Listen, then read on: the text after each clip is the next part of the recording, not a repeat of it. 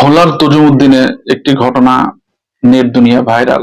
দেখার পরে খুবই ব্যথিত হলাম। বিষয়টি নিয়ে আসলে কথা বলতে বাধ্য হলাম। যে সেখানে দেখলাম যে এক ব্যবসায়ীকে বেঁধে রেখে তার স্ত্রীকে কয়েকজন মিলে ধর্ষণ করছে। কি নির্মমতা, কি অসভ্যতা! যে মুসলিম জাতির এত গৌরব ছিল, সেই মুসলিম জাতির সন্তানেরা এরকম অসভ্য হয়ে যাচ্ছে।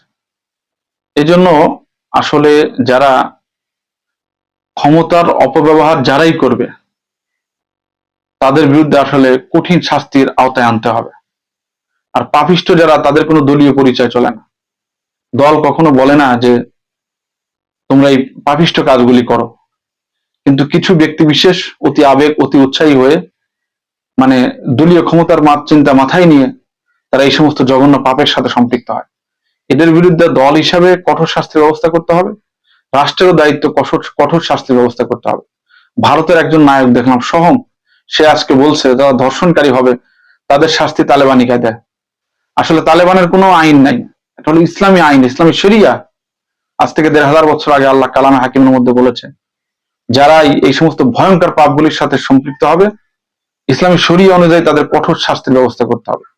এবং এই শাস্তিগুলি প্রকাশ্য জনসম্মুখে করতে হবে, যাতে গোটা জাতির জন্য দৃষ্টান্ত হয়ে যায়, পাপিষ্ঠরা যাতে সতর্ক হয়ে যায়, অন্যরা কেউ যেন এই পাপ করার সাহসও না পায়। আজকে আমাদের দেশে দেখেন, এই সমস্ত ধর্ষণকারীরা জেলে যাওয়ার পরে বিভিন্ন ভাবে ছলে বলে কৌশলে ছাড়া পেয়ে যাওয়ার পরে আবার এই সমস্ত পাপীরা আবার এই পাপ কাজের সাথে সম্পৃক্ত হয়ে যায়। এই জন্য এই সমস্ত পাপকে কঠোর হস্তে দমন করতে হবে।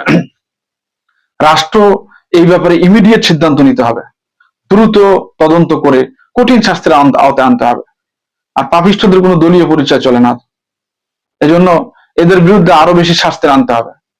বড় দুঃখ লাগলো। আসলে ওই পরিবারকে আল্লাহ পাক ধৈর্য ধারণ করার তৌফিক দান করুক, এবং আমাদের দেশ থেকে যেন এই সমস্ত জঘন্য পাপিষ্ঠ যেন হেদায়েত পায়, এবং এই জঘন্য পাপগুলি যেন আমাদের দেশ থেকে বিদায় নেয়।